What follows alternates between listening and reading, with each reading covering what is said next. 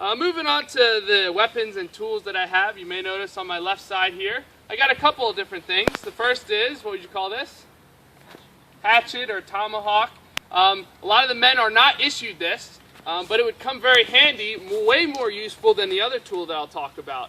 And so a lot of times the British regiment comes out here, they bargain and trade for different items off the Native Americans because this is a lot more useful than the other tool that I'm about to show you, which is called the bayonet. That's right.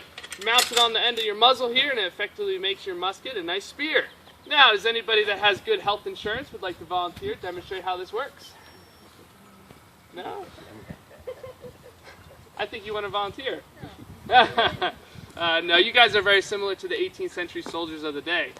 They're much as scared of this as we are, you might be today if somebody was running at you.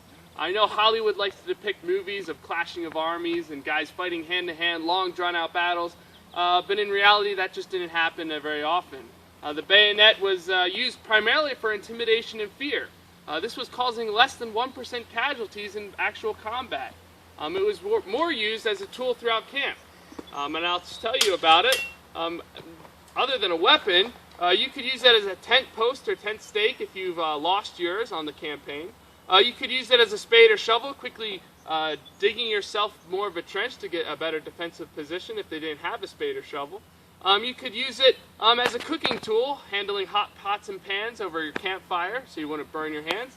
And then my personal favorite, you can stick it in the ground during the evenings and it becomes a nice candlestick holder. So it probably saw a lot more melting wax than actually causing injury on the battlefield. Then that moves on to my most flashy item, the item that I'm holding this whole time that I've kind of referenced to, my main firearm.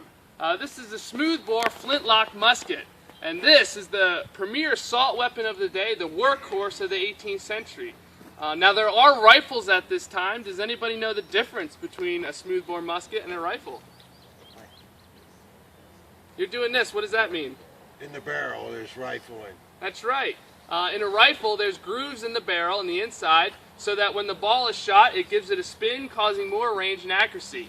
I think of it in a football game with the quarterback throws a nice spiral pass. That would be like a rifle. Now if that same quarterback got hit and threw up a duck pass and it's wobbling all throughout the air, that's the smoothbore musket. It shoots a 69 caliber lead ball out of a 75 caliber barrel. And so there's a lot of wiggle room as it comes out. You don't know where it's going to go. It may go left, may go right, may go up, may go down. You're not sure. Now the musket ball will travel 200 to 300 yards.